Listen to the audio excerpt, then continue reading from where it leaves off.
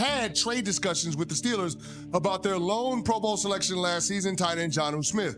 Those talks came after Jonnu Smith expressed an interest in reworking his deal that is scheduled to pay him $4.8 million this season. For the Steelers, this would be them adding another weapon that offensive coordinator Arthur Smith is familiar with to co-star alongside DK Metcalf and Pat Freiermuth. I like the move for Pittsburgh, but the potential trade only highlights how ridiculous it is that they don't have their QB1 on the roster.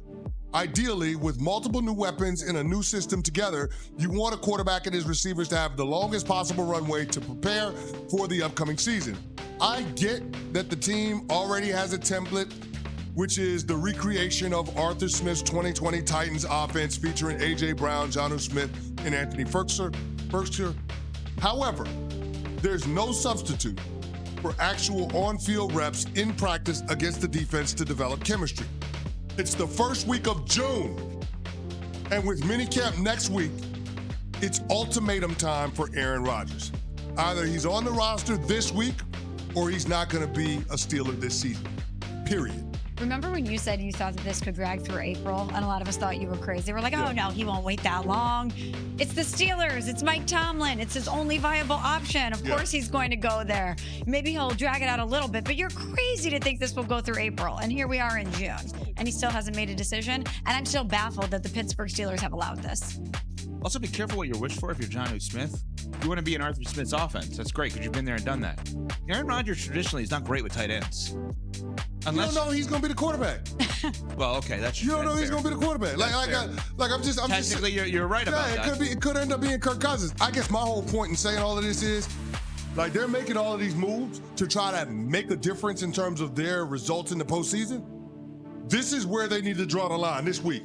If he's not on the roster this week, then they need to pivot and go a different direction. And he's not an option anymore. He's not an option anymore. Yeah. Because they need to be about the business of trading for Kirk Cousins from the Atlanta Falcons. I'm with you. This is the week. If he doesn't sign a contract with the Steelers this week, which would lead to him being in minicamp next week, then they need to pivot off of him and try to make the trade for Kirk Cousins, period. This is the week. Define week. Friday, Sunday? What are we looking at? Friday.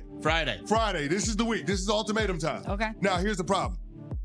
When you're in the business of giving ultimatums in a relationship, the relationship is already over. Yeah. I can't believe the relationship with the Pittsburgh Steelers is over before it even starts, but it is Aaron Rodgers. But what? I know that technically he didn't miss times, and you want to really boil it down. Yeah. But imagine what a bad look that will be for Pittsburgh if ultimately this entire time there wasn't a handshake deal and he doesn't end up there, and it wasn't something that they knew that we didn't, that it was exactly what we thought it was, which is that he does not want to play there. And then they waited for him all this time. Awful.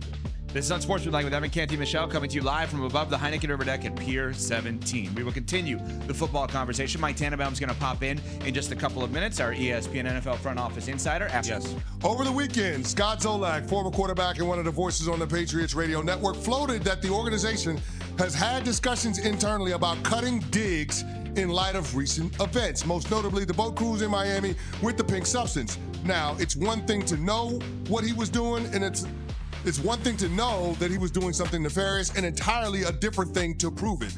So the Pats cutting bait with Diggs for violating the personal conduct policy and or illegal substances seems highly unlikely. Still yet, New England holds all the cards when it comes to Diggs because Diggs must pass a team physical before he's entitled to any of the money under his current contract. Keep in mind, his injury designation is at the sole discretion of the team doctor.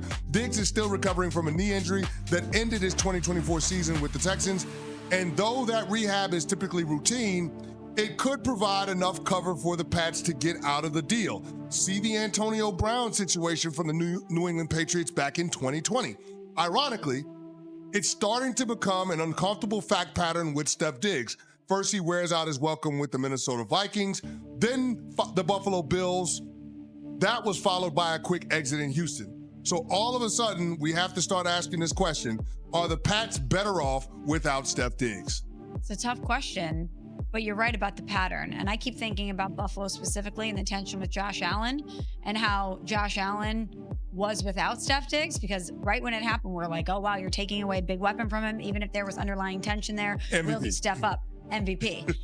And I think if it was a problem for somebody like Josh Allen, is that what you want your budding superstar quarterback and Drake May to have in his locker room? No, I never wanted him on the team in the first place because of the other 3 stops, right?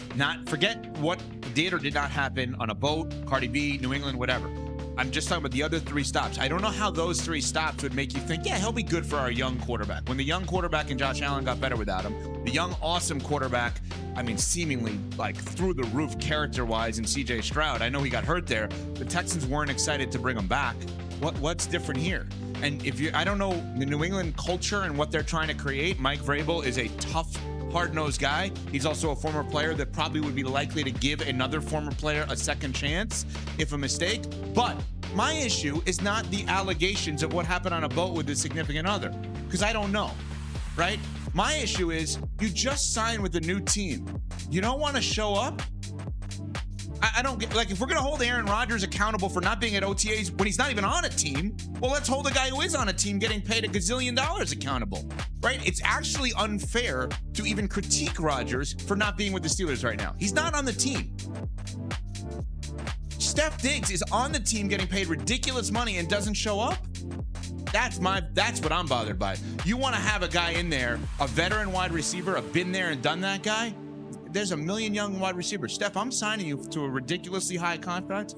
Yeah, to be there when it's optional. Well, who you pay big money to is the organization stating this is the guy that we want you to try to emulate. This is supposed to be the example of what it takes in order to get rewarded with our franchise. Mm-hmm. It's a terrible look as far as being absent from OTAs, but then also what we saw on the boat cruise with his girlfriend Cardi B. That's a terrible look all the way around. Right. So the boat thing is not lost on me. The optics of it are terrible.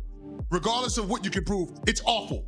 And then on top of that, it gets compounded with your health and also the fact that you're away from the team when we're having voluntary workouts. A lot working against him. Yeah, I'm just wondering what the priorities are. Next. Number 1. Speaking of Aaron Rodgers, per our Adam Schefter, the Dolphins have